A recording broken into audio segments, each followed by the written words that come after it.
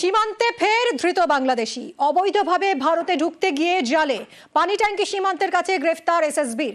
বিশ্বজিৎ রয়েছে, আরো বিস্তারিত জানাবে। বিশ্বজিৎ, কি জানা যাচ্ছে? দেখো, 2 মাস আগে একেবারে সীমান্ত পেরিয়ে খড়িবাড়ির ইন্দো নেপাল সীমান্তে বসবাস করছিল এই বাংলাদেশি মহৎচন্দ্র রায়।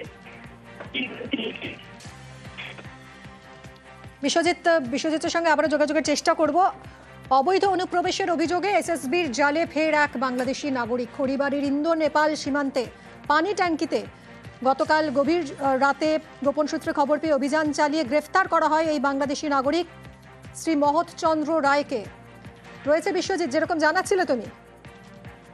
দেখো, একেবারেই বাংলাদেশ সীমান্ত পেরিয়ে ভারতে প্রবেশ করে 2 মাস আগে এই মহৎচন্দ্র রায়, তারপরেই কিন্তু এই খড়িবাড়ির ইন্দো নেপাল সীমান্তে তিনি একেবারে বাংলাদেশি ছদ্মবেশে বসবাস করছিলেন এবং গোপন সূত্রে এসএসবি গতকাল খবর পায় এবং তারপরেই তাকে পাকড়াও করে তার কাছ থেকে কিন্তু বাংলাদেশি পরিচয়পত্র উদ্ধার করা হয়েছে। যেটা পুলিশ সূত্রে জানা গিয়েছে যে ধৃত বাংলাদেশি 2 মাস আগেই কিন্তু এদেশে এসেছিল, কোনোভাবেই কিন্তু তার কাছ থেকে পাসপোর্ট ভিসা উদ্ধার করা হয়নি। একেবারে অনুপ্রবেশ অভিযোগ করে তিনি কিন্তু এখানে বসবাস করছিলেন এবং ভারতীয় নথিপত্র যদিও আজকে তাকে শিলিগুড়ি মহকুমা আদালতে রিমান্ডে নেবে পুলিশ।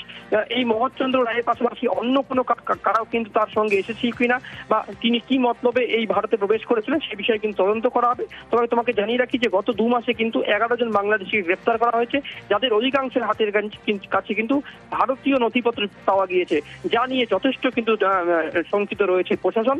তবে এই মহৎচন্দ্র রায়ের যে উদ্দেশ্য তাও কিন্তু ইতিমধ্যে জানার চেষ্টা হচ্ছে। তাকে রিমান্ডে নিয়ে কিন্তু সমস্ত তথ্য জানতে ইতিমধ্যে তদন্ত শুরু করেছে খড়িবাড়ি থানার পুলিশ। ধন্যবাদ বিশ্বজিৎ।